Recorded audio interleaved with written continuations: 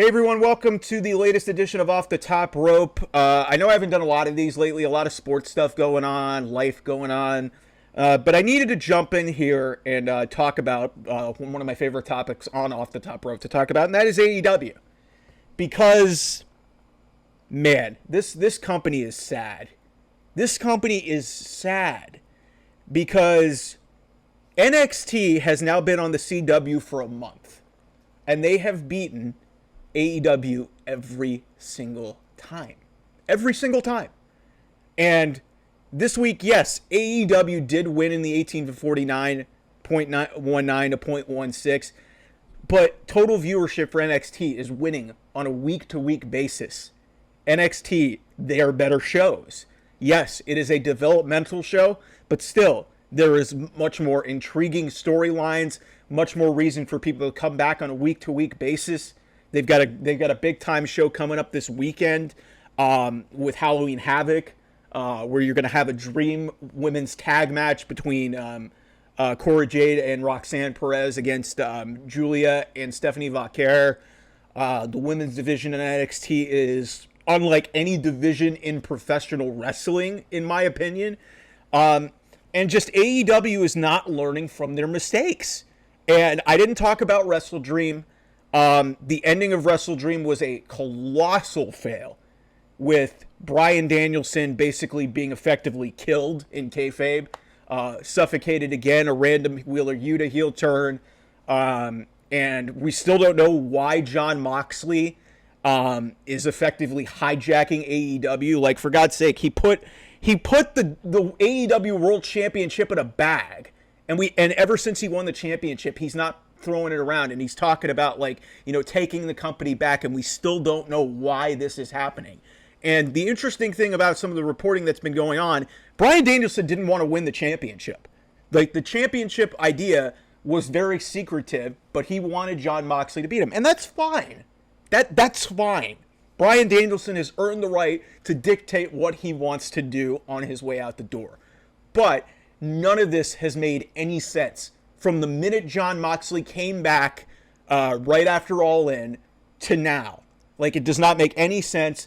And on top of it, your top protagonists in this entire storyline are Darby Allin and Orange Cassidy. And then you have Private Party and the Dark Order as your primary guys who are going up against the Blackpool Combat Club. What are we doing? Like, Orange Cassidy, I love Orange Cassidy. He is a phenomenal and really underappreciated professional wrestler. But if you're going to tell me that he's going to be the top guy against a group that is wreaking havoc over the entire company of AEW, that is a load of crap. That is a load of crap. And he's been resistant to doing it. Now he is doing it because Chuck Taylor got his neck broken by Claudio. Like, it's just a lot of stuff going on in AEW does not make a ton of sense. Then you've got, Chris Jericho won a championship again, because we need that in 2024. It's the Ring of Honor championship, but I thought that was embarrassing that Chris Jericho, after invoking the name of Mark Briscoe's dead brother Jay, how do we give him comeuppance? We have him win a ladder match over Mark Briscoe and win the Ring of Honor championship, a title that has not meant jack shit since Tony Khan bought Ring of Honor. So it's just, it's sad, man. Like, because NXT, like, you take a look at some of these numbers, it was much closer last week between NXT and AEW. AEW still winning the 18 to 49 demo, fine, but they're still losing in total viewership. They lost by 6,000 last week. They lost by almost 70,000 this week. Like, it's going to get worse because they're going to go head to head the day after Election Day when NXT goes to the 2300 Arena, and it's just like, I'm not optimistic about this place because they continue to make the same mistakes. Their storylines are inconsistent. Chris Statlander, after being a heel with the big heel turn against Willow Nightingale, is just magically a babyface again. Mercedes Moné is kind of hiding behind Camille, and Camille had just an awful match with Queen Aminata when everybody just wants to rip NXT's green performers in the women's division, yet they consistently perform on a better basis because they learn on a week-to-week basis. It's just nothing that AEW does is wrong.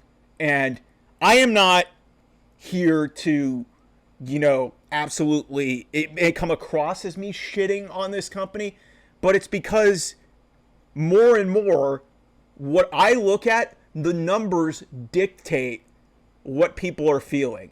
And the crowds in these venues dictate what people are feeling. And they've been going down, and they've been going down. Like, they were at 800, 900,000 a year ago, around this time. 637 this past Wednesday.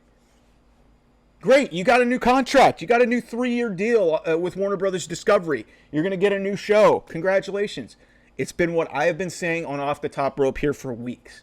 What are you going to do with it? And right now, it looks like a whole lot of nothing. Because their top storyline is not clicking. I have continuously gone to bat saying that Hangman Adam Page deserves way better than whatever the hell he's doing. Granted, I love Jay White, and he deserves a hell of a lot better than what he's doing right now. They shouldn't be feuding with each other. They should both be going after the world title. Ricochet, been there for a handful of time. He's just randomly having matches on Rampage and Collision. Granted, he's going to go after Takeshita. One thing I did like the Kyle Fletcher stuff. And seemingly a feud between him and Will Ospreay is on the horizon, which is great. So that's interesting. I did like the Kyle Fletcher stuff, but the identity of this AEW product, especially over the course of this year, it's died. And no big time signing has changed that. Like, Will Ospreay's fantastic, but then they're going back to this. Then they bring back MJF, and then they bring back Adam Cole, and it's like the last year didn't happen.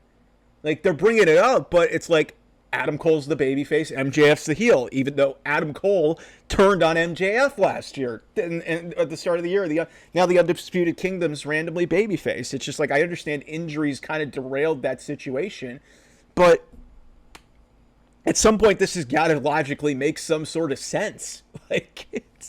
So it's just like, man, at this point, like, I still watch AEW. There are performers on this show that I enjoy, but the week-to-week booking just continues to just not make a whole hell of a lot of sense. And that's what I think is driving away a lot of people away from this product. And we'll see if they're able to right the ship as we get closer to 2025, and maybe they change stuff. But it's just like, if you give any ounce of criticism, Tony Khan doesn't want to hear it. Their fans, their diehards don't want to hear it.